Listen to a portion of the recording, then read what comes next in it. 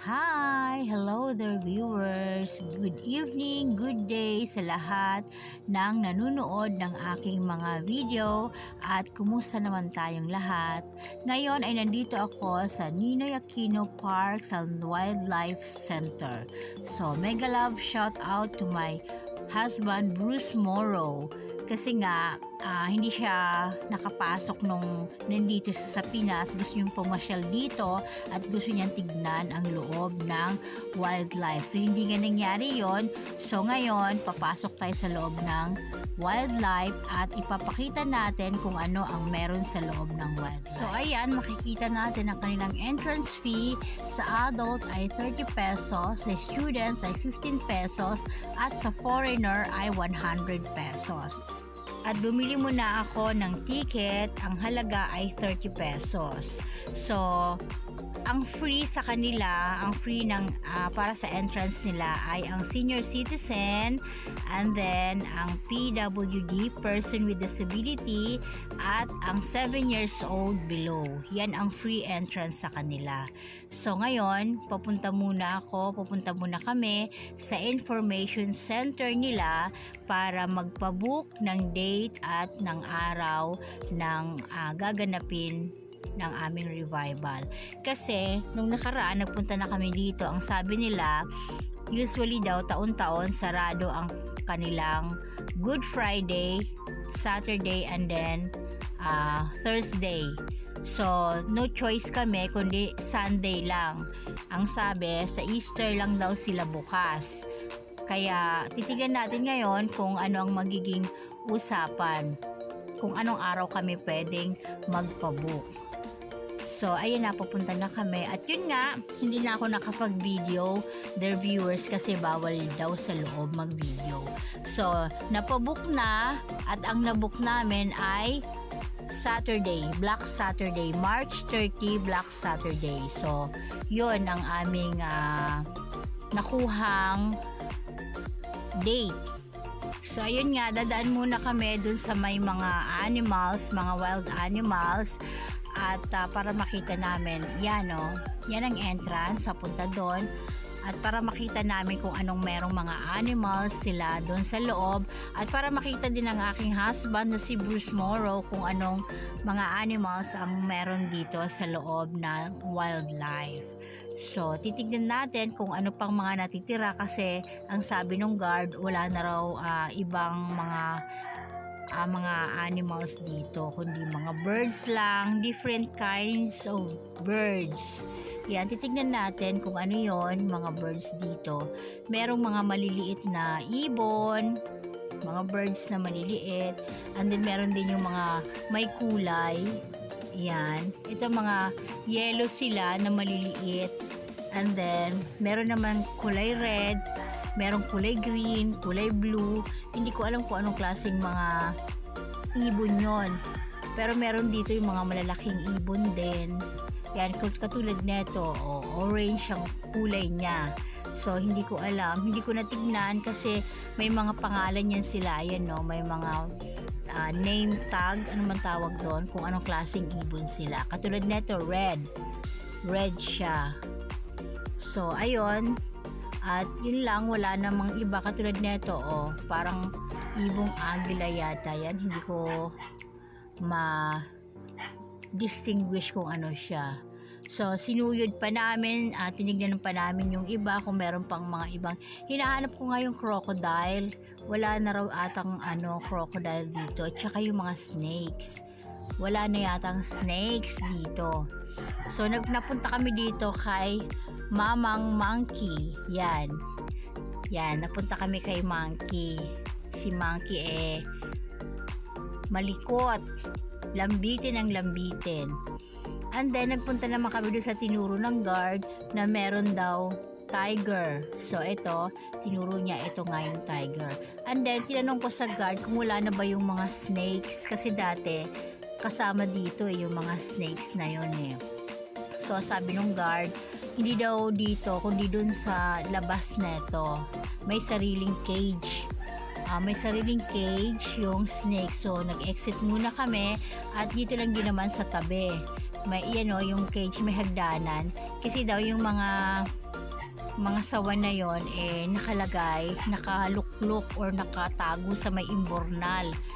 Kasi daw mainit ang panahon, parang gusto nila yung malamig. Di ba sa imbornal may mga tubig-tubig. So, ayan siya, ayan sila. Yan, mga dalawa lang yung nakita ko pero marami daw yan sila Ayan yung ahas na yan. Maliit pa daw yan. Ito, malaki daw talaga to. Ayan malaking ahas. Tulog sila Kaya, ayun, wala silang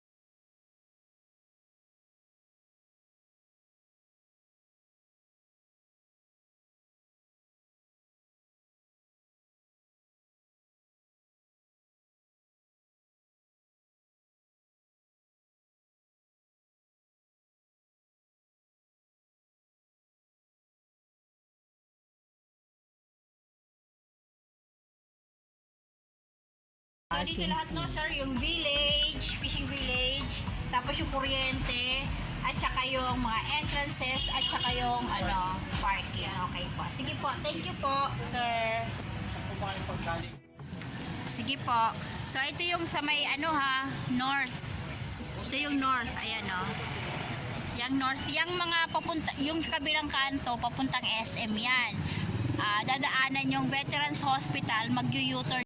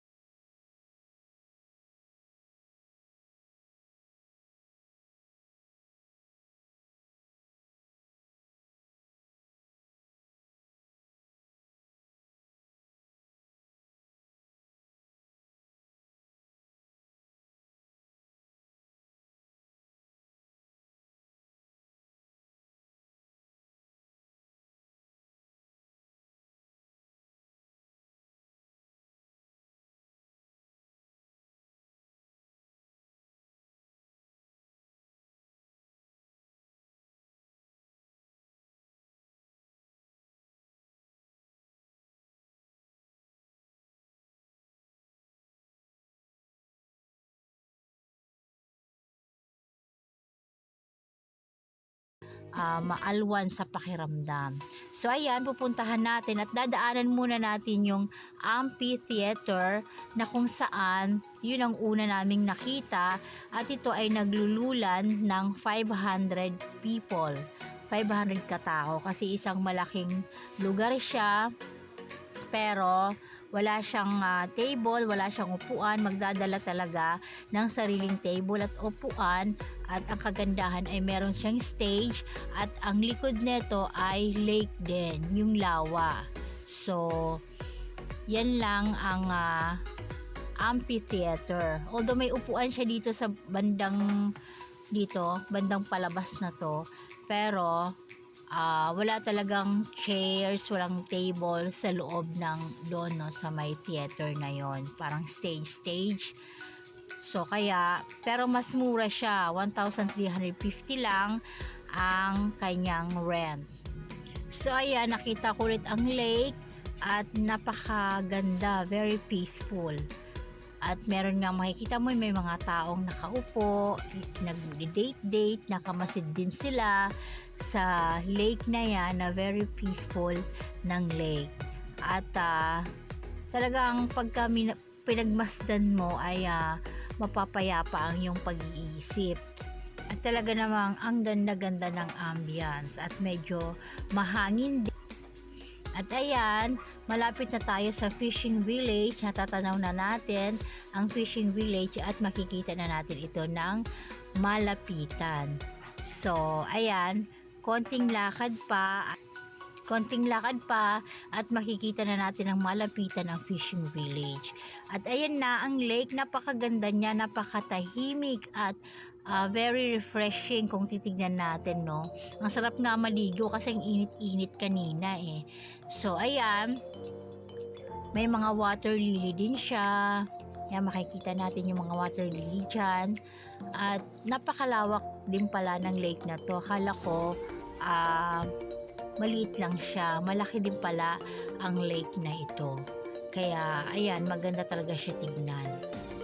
At eto na yung tea house. Hindi ito ang fishing village, ito ay tea house at pwede nyo rin itong rentahan, 500 pesos naman. So maghapon na yon. Ito yung fishing village na ating na rentahan na pa-book, no, for March 30 para sa ating revival. So ayan, titignan natin ang malapitan ang fishing village. Ayan, nakalagay fishing village. Ayan, titignan natin ang malapitan ang lugar na ito, no, ang place na ito. Ang maganda kasi dito ay private siya. Pag na-rent mo yan, i-package na yan, 5 peraso yan silang mga parang kubo-kubo at merong gate. Ito ay naglulula ng 120 katao. Ayan, so kung may mga gathering, pwede rin dito talaga mag-gathering. 120 person ang pwede dito. Ayan, may gate siya at hindi tayo pwedeng pumasok ngayon kasi nakapadlock.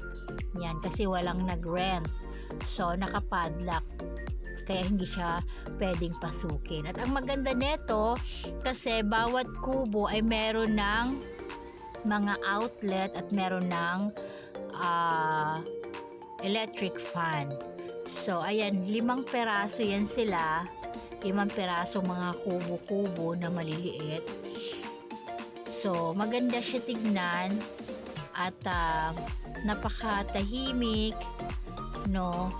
At yan, makikita natin, yan, may mga tubig din at makikita natin mamaya, yan, no, may electric fan. Yan, bibilugan ko kung saan yung saksakan. Yan yung saksakan at ang electric fan. So, kada kubo, merong saksakan at merong electric fan. Ang problema nga lang ay wala siyang upuan at wala siyang mesa. So, kailangan talagang magdala ng upuan at lamesa kasi walang nagpaparent dito. So, ayan na ang buong fishing village para sa ating revival sa March 30. So, ayan,